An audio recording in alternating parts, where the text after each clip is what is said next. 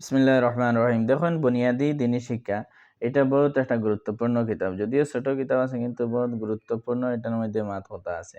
আর একটা ইনশাআল্লাহ এই ব্যাপারে একটা অধ্যায় আমরা ক্লাস করাইব। তো আজকে যে ক্লাস এটার মধ্যে আপনার কোরআন শরীফের সম্পর্কে, কোরআন শরীফ সম্পর্কে অনেক প্রশ্ন আছে, অনেক জানকারি আছে, আমরা জানা অত্যন্ত দরকার আমরা লাগে।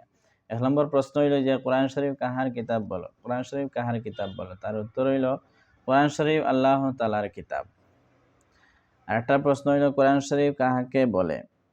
উত্তর, আমাদের নবী হযরত মুহাম্মদ সাল্লাল্লাহু আলাইহি সাল্লামের কাছে হযরত জিবরাইল আলাইহিস সালাতু ওয়াস সালাম মারিফত আল্লাহ কর্তৃক যে পবিত্র ধর্মগ্রন্থ দেওয়া হয়, যাহার মধ্যে ইসলাম ধর্মের বিধি নিষেধের উল্লেখ রহিয়াছে, সেই ধর্মগ্রন্থকে কোরআন শরীফ বলা হয়।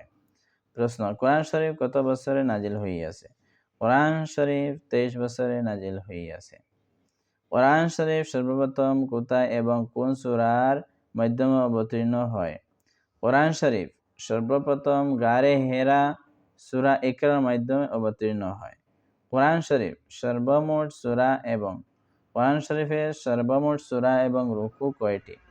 উত্তর, কোরআন শরীফের সর্বমোট সূরা 114টি এবং রুকু 540টি। কোরআন শরীফের সর্বমোট আয়াত ও সিজদার আয়াত কতটি? কোরআন শরীফে সর্বমোট আয়াত 6666টি, সিজদার আয়াত 14টি। পূর্ণ সূরা হিসাবে প্রথমে কোন সূরা নাজিল হইয়াছে? পূর্ণ সূরা হিসাবে প্রথমে কোন সূরা নাজিল হইয়াছে? পূর্ণ সূরা হিসাবে সর্বপ্রথম সূরা ফাতিহা নাজিল হইয়াছে। কোন সূরা সর্বশেষে নাজিল হইয়াছে? প্রশ্ন হইল গিয়া। উত্তর, পূর্ণ সূরা হিসাবে সর্বশেষে সূরা নসর নাজিল হইয়াছে। সূরা নসর হইল গিয়া ইযা জাআ নাসরুল্লাহি ওয়াল ফাতহ ওয়া রাআইতান নাসা ইয়াদখুলুনা ফি দীনিল্লাহি আফওয়াজা ফাসাব্বিহ বিহামদি রাব্বিকা ওয়াস্তাগফির ইন্নাহু কানা তাওয়াবা।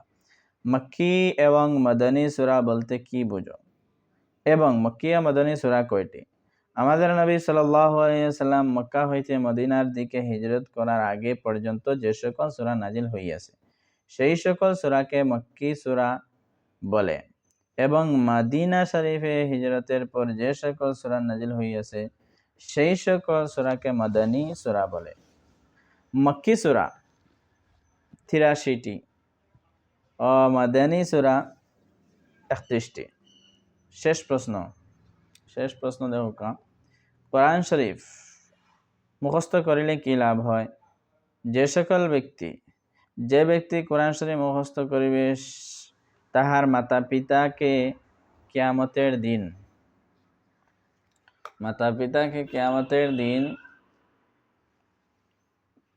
দিন নূরের টুপি পরানো হইবে এবং মুতির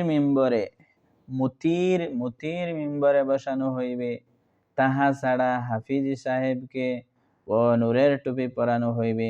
আল্লাহ পাক বলিবেন, কোরআন শরীফ পড়ো।